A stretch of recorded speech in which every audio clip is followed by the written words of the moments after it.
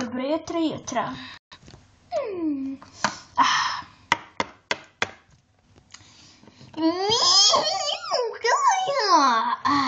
Tako je bolje.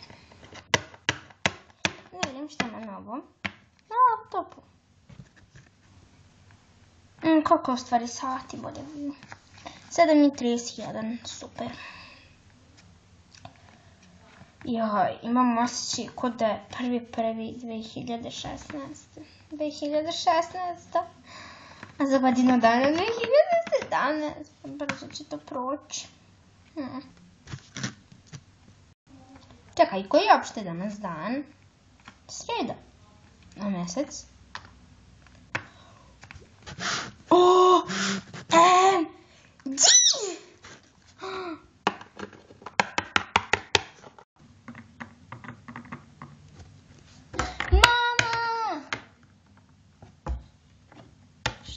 Šući.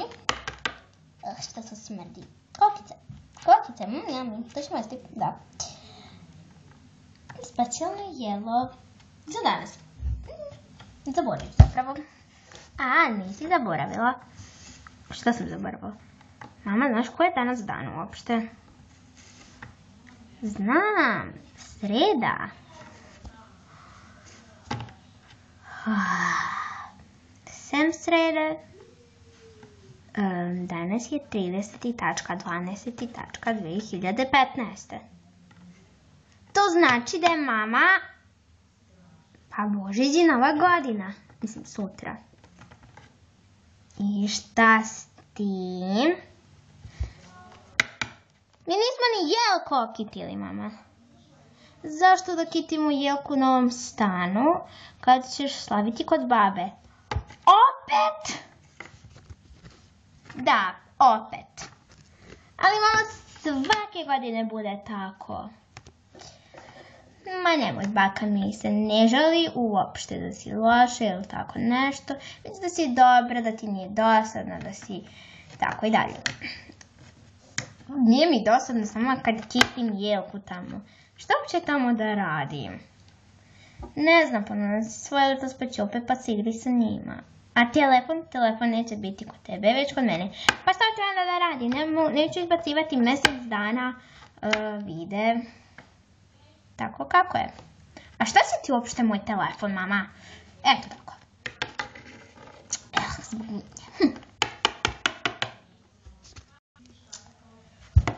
Mama!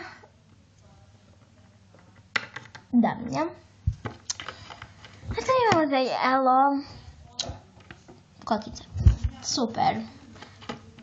Mama, ja ne znam stvarno gde više da izađem. Ne znam s kim da izađem. Ono su svi debili, budala i tako dalje. Mislim, Katerina je teški debil. Zato što mi je prevarila. Iz razloga što mi stalno laže. A Milica i Radica su toliko rtd. Ali to su najbolje prijateljice. Mislim nisu. Zašto? Prevarila su me, svi su meni prevarili, mama, oni su debili. Ma nemoj dušo. Nije bitno, ali s kim da izađem?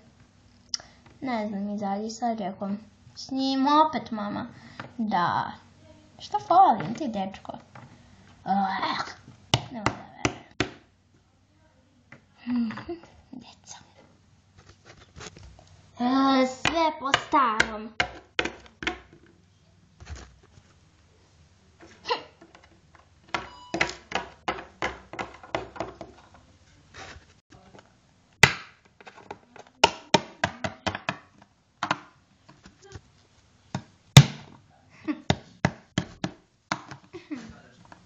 Jedva ne čekam godinu po prvi put i Božić.